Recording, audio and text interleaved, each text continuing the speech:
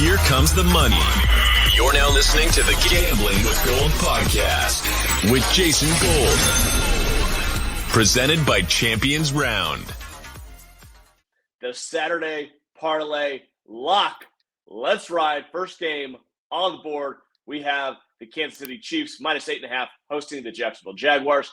This total right now is sitting at 52.5 at DraftKings. What's your initial read on this game? Do we expect the Chiefs to dominate, or do we think the Jaguars and Doug Peterson have a little bit more magic in them heading into Arrowhead? We've got the battle of the former Eagles coaches here with Andy Reid and Doug Peterson. Very funny.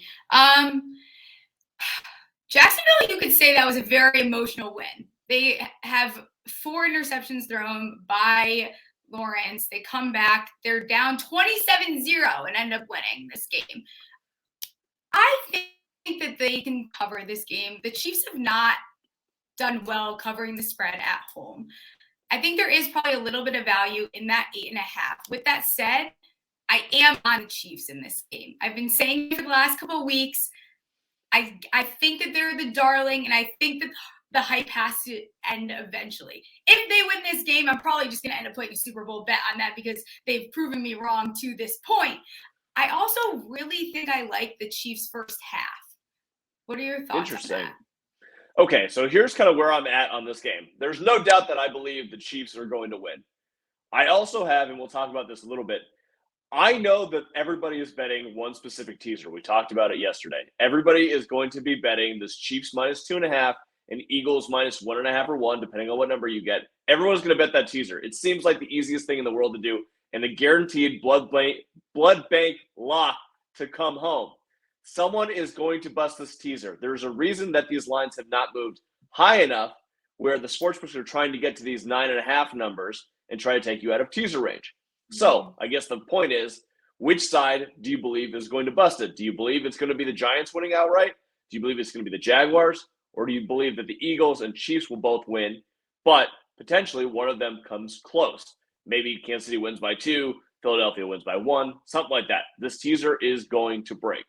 So in terms of building a parlay, what do we want to do? I believe that Kansas City is going to win this game. I have no doubts about that. Do we want to take it on the money line? The money line is minus 490, but if we're putting in with 4 other picks, maybe it's an easy layup. I don't know.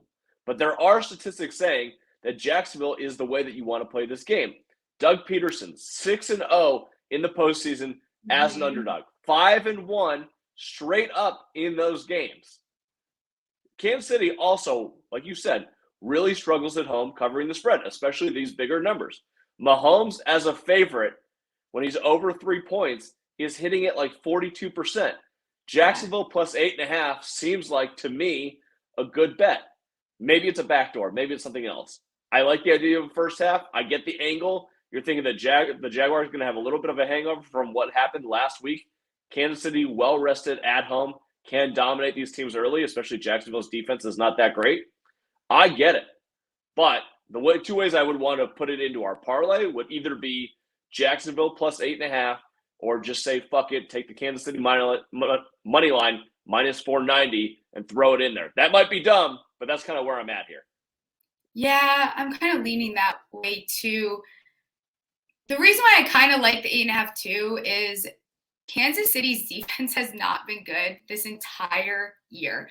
I think that they are going to be able to run the ball against them, and we've seen Etienne and Lawrence be 2 of these bigger factors and why they've had, they're on this momentum of winning 6 straight. If Jacksonville can, on defense, my only concern would be like Chris Jones probably. And I guess the only thing that worries me about I don't know here. Yeah, I think we should take the 8.5. You want to take the 8.5 with Jacksonville? Okay. So we'll put the Jacksonville. Do you want to do the Kansas City money line and play it safe? You get to pick this one. All right. So if we do the Kansas City money line at minus 490, let's put that in there for now. Let's talk about the over-under here for a second. I am in love with the under in this game. I think it's a smash under for me. It's one of my favorite totals on the board this week, 52.5. It did hit 53. It came back down. I just think that you're going to get in a game where it's a little tight, a little slower than you want it to be. I don't think that Kansas City is going to come out and throw up a 42 burger. And I think that Jacksonville's defense will play well enough in this game to keep them close. So give me under 52.5.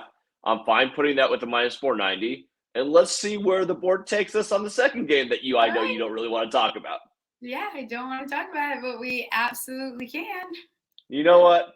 We have a duty to the people to talk about all the games on the board.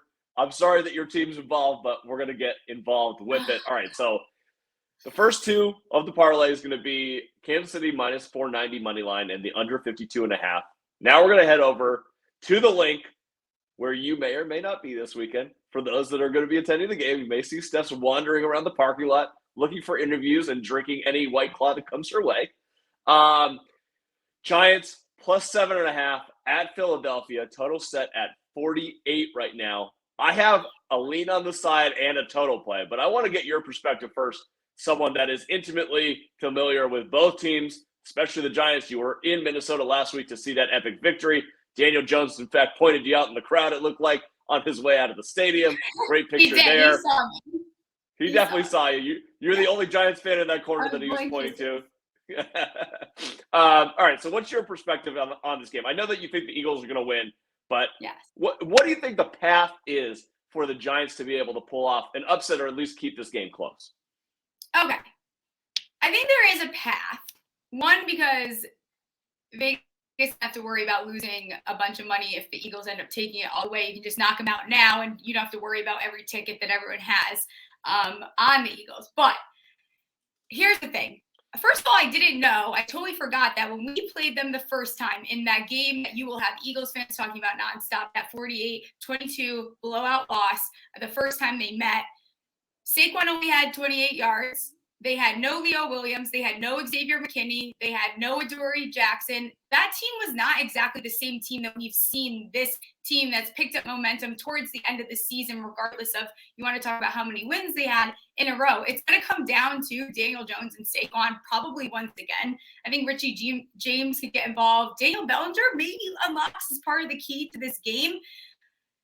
They got to be creative and they have to play clean.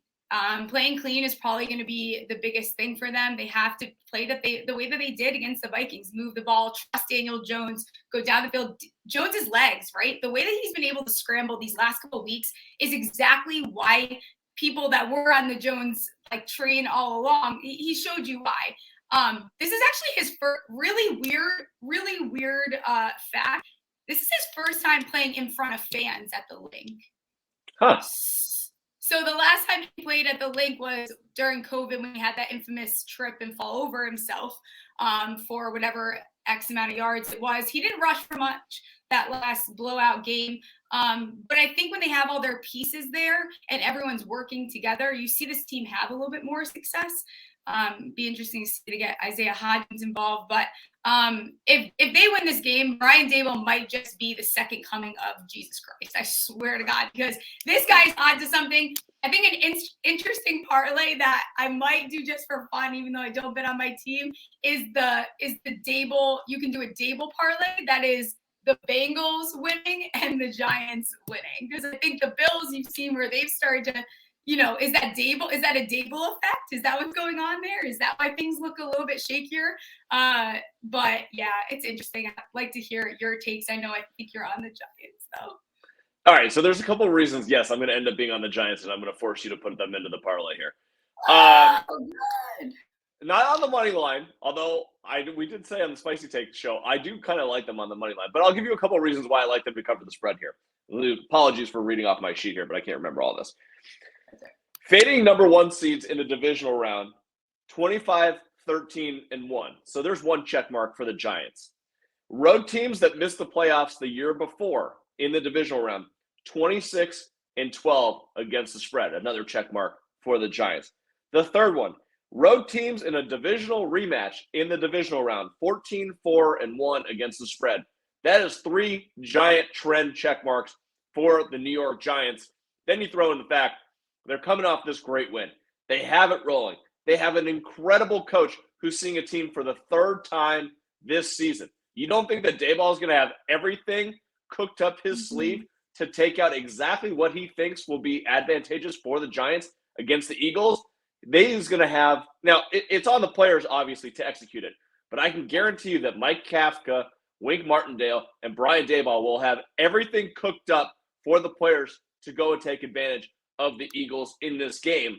The last 2 points I'll make is, one, we have not seen this Eagles team be healthy and play together since Jalen Hurts went down. Throw out Week 18. It was a meaningless game. The Giants did nothing in that game to try and compete. And in fact, they covered the spread with fucking Davis Webb, okay? This Eagles team is not the team that we saw in Week 15 when Jalen Hurts went down and was the MVP. Lane Johnson has an injury. We don't know what the front line is going to be. They had a week off. They haven't really played in 5 weeks. I think that the Giants are rolling, and I think that the Eagles may take some time to get going, and this is why that matters. The Eagles are the best front-running team in the NFL this season. Anytime that any team has thrown points on the board early against them and has been a struggle, they get nervous, they get tight, they don't play as free offensively. So if the Giants are coming in with momentum and the Eagles start off cold and they jump off to a lead, the Eagles are going to struggle to be able to cover the 7.5 in this game. I know that people are probably overrating the Giants. Maybe I am too after that win. You're usually supposed to fade results that you see in the wild card round. However, given everything that I've said, I do think that the Giants at plus 7.5 is a good value, and that's where I'm going to put our bet in this parlay. It's going to be on the Giants plus 7.5. You want to know another trend, just because we're doing trends, and I wasn't going to share this one, but I'm going to share it. The Giants are 6-0 all time against the number 1 seed in the playoffs since 1990. Love that. Not bad. All right. I think one thing I saw that I liked too is Wink Martindale. You know, he obviously is very blitz friendly. I think that you saw him adjust during that game against Minnesota to get them to win and ultimately win that game. So if he's able to keep making adjustments throughout, I think that they're in a good spot to cover. All right. So we're going to put them in the cover. So Giants plus 7.5. And then the total in this game, I think the points are going to be available and on the board. So I'm going to take the over 48 for us. I think this is a great play. I agree. Yeah. This game being like the most ideal situation is at this point, I kind of like the nail biters. It's a little fun. You know, it's addicting at this point. Like this game could be like 33-28 and I think it would be a blast. Yeah. I was thinking like 27-24 either way. So I think it fits with both the Giants plus 7.5 and the over of 48. Okay, so here's what we're going to do. We have the under 52.5 in Jacksonville, Kansas City. Kansas City minus 490 on the money line. We know it's dumb, but whatever. Giants plus 7.5, and then we're going to take the over 48 in Giants Eagles. We're going to risk $100 to win $737. That is our Saturday parlay lock. Do you like it? I like it. It's not bad.